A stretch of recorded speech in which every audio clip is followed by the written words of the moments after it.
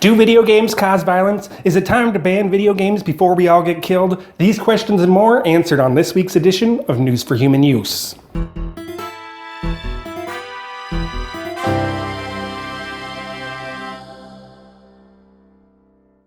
Hey there, humans, and welcome to another edition of News for Human Use, your oasis of truth in the desert of digital deceit that dominates the online dialogue. I'm Gene Pocket. I'm an author, a public speaker, and the only candidate running for president who isn't paying a polling firm to figure out their policy positions. Now this week, like so many weeks in the decade since Y2K, we've seen some horrible stories in the news, tragic tales of human-on-human violence. These stories are absolutely stomach-turning, and my heart is filled with grief for the victims and their families.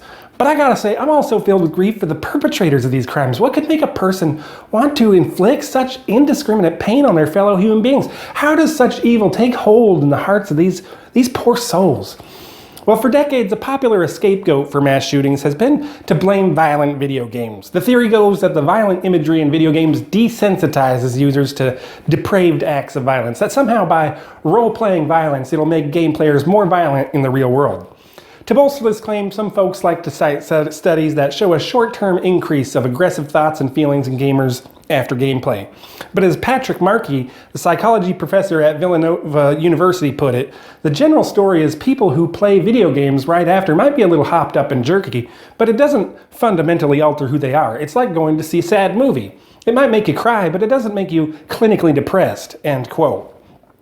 Now, it may surprise you to hear me say that I don't blame violent video games for violent behavior in the real world, because we've been through this before, my human friends. Many of you watching may be too young to remember, but we went through a similar panic back in the 1950s.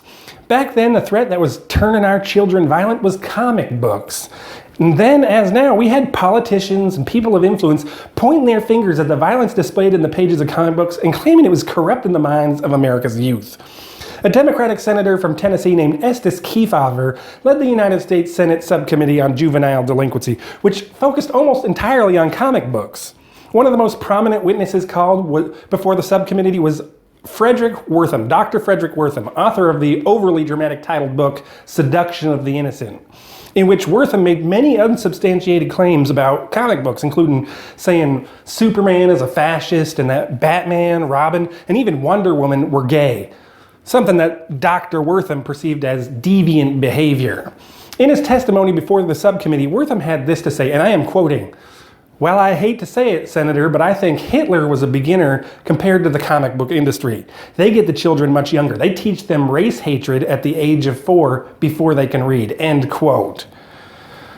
Senator Kefauver concluded that comic books were at the root of juvenile delinquency and favored legislation regulating the industry. Well, what about the effect of these comic books on the children? All of our testimony from psychiatrists and children themselves show that it's very upsetting, that it has a bad moral effect, and that it is directly responsible for a substantial amount of juvenile delinquency and child crime. Do you feel that legislation to control this type of comic book, this harmful comic book, is indicated? Yes, I think some legislation would be helpful. What followed was one of the many misguided overreactions by the American people. Parents, teachers, religious groups, they led children in comic book burning parties. Keep in mind that this was the 50s. Less than 10 years after defeating the book burning Nazis, America was pushing her own children to do the very same. Not only that, but the comic books they were burning were from what is known as the golden age of comics. These are the comics that collectors today will pay thousands of dollars for, and it's because they represent the birth and development of an entirely new art form. And kids were out there burning them like kindling. And did juvenile delinquency go down? Well, the 50s led directly into the 60s, so I'll let you decide for yourself. Now, there are a lot of real parallels between the comic book panic of the 50s and the video game panic that's been rattling around DC since video games came on the scene in the 1980s. The same half-truths bandied around in support of the same half-baked theories. In 2011, when California was under the control of a time-traveling robot, the state tried to ban the sales of violent video games to minors, citing studies like the one I mentioned earlier that finds short-term increases in aggressive feelings and thoughts immediately after gameplay. The video game industry obviously objected to the law, and the case ended up going all the way up to the Supreme Court. Here's the late Justice Antonin Scalia writing the majority opinion, quote, These studies have been rejected by every court to consider them, and with good reason. They do not prove that violent video games cause minors to act aggressively. Instead, nearly all of the research is based on correlation, not evidence of causation. And most of the studies suffer from significant admitted flaws in methodology.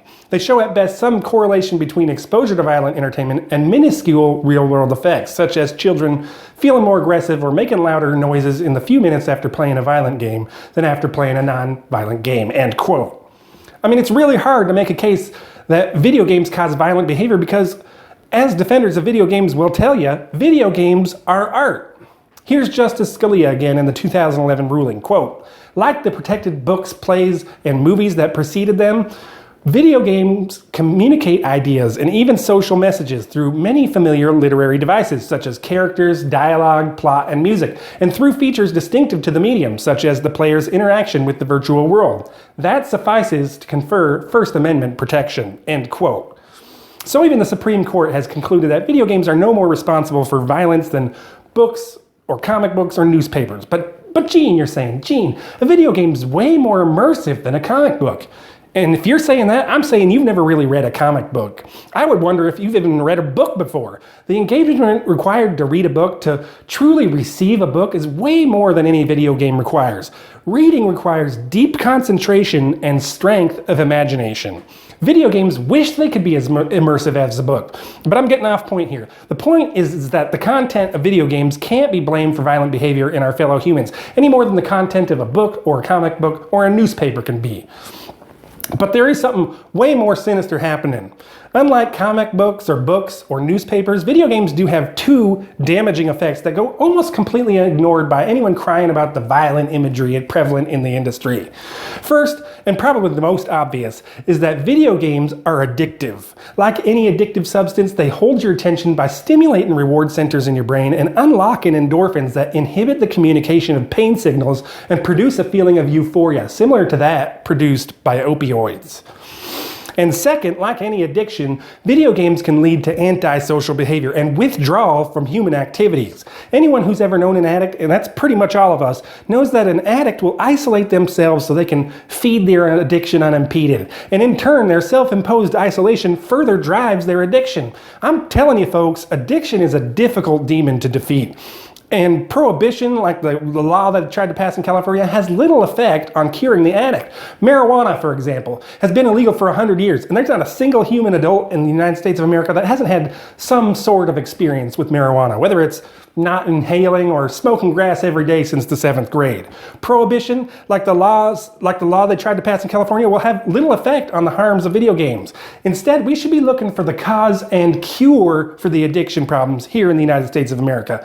Addiction doesn't just happen in a vacuum. There's always a root trauma at the heart of any addiction. Why are so many Americans turning to the endorphin-chasing life of addiction? The video game industry raked in almost $44 billion in 2018 in the United States alone. Combine that with the fact that the pharmaceutical companies in the US made so much money that I can't even read the number. I mean, what comes after trillions? Addiction is big business in America. Why is that?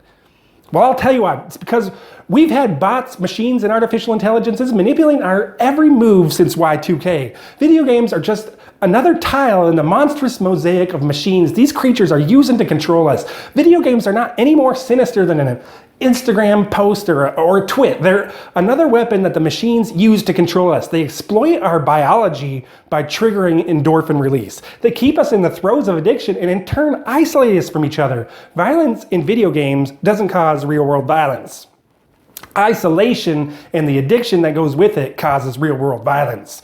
And with 67% of Americans playing video games, it's no wonder that we've become a fractured society, isolated from each other and unable to conjure up basic human empathy required to form the bonds of community. They are there to separate us at every turn. The bots, machines, and artificial intelligences, twisting human relationships through anti-social media, isolating us through video games, turning us against each other any way they can. I'm saying enough is enough. It's time to take a break, America. Put down the Pretendo controller and take a walk. Take a week off of Warcraft and spend some time with your wife. Find a human and find your humanity. Spend time with your loved ones. I guarantee you that forming bonds with other humans in real life is going to be way more rewarding than any video game will ever be. As a species, we're going to have to shake off the digital shackles that keep us apart and come together. Because we have to come together, united under the banner of the Human Party, working together to build unbreakable bonds that make us stronger. And to help in the struggle, you know I'm going to be here every Thursday bringing you news and information that's fit for human use. Tell the people you care about this video. Maybe you know someone who's trapped in the cycle of video game addiction. Don't just share the link with them. Tell them face to face. Look in their eyes and tell them the truth. And be sure to visit www.genepocket.org. That's GENEpocket.org. Where you're going to find all kinds of information about my campaign, the Human Party, how you can volunteer, and most importantly, the link to our donation page. Donate today if you agree we need to keep America human. Hit subscribe and ring that bell for notifications. I'm Gene Pocket, and until next week, I wish good things for you, good things for the United States of America, and all the best to the human race. Thanks. Have a great week. We're not gonna let them take your jobs. We're not gonna be replaced. We won't live in a world that's run by bots. We won't let them take our place. We won't let machines take our rights. We'll stay together, we will fight. We're not gonna let them program our kids. We won't let bots control our news. We won't let machines divide with politics. We're not just data points to be used. We're human beings with living souls. We won't let the robots gain control. Together we'll keep America human. We're the Human Party.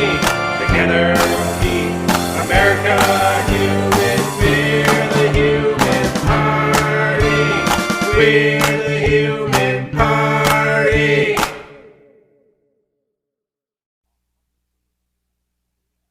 A harmless game becomes a dangerous addiction, What if someone's trying to use the game for some purpose other than pleasure? and the crew fall victim to its evil hypnotic powers. We can't trust anyone anymore, not even the captain. Can Wesley rescue the crew from total mind control, or is he next? We've got him, Captain. High-tech nightmare on the next exciting episode of Star Trek: The Next Generation.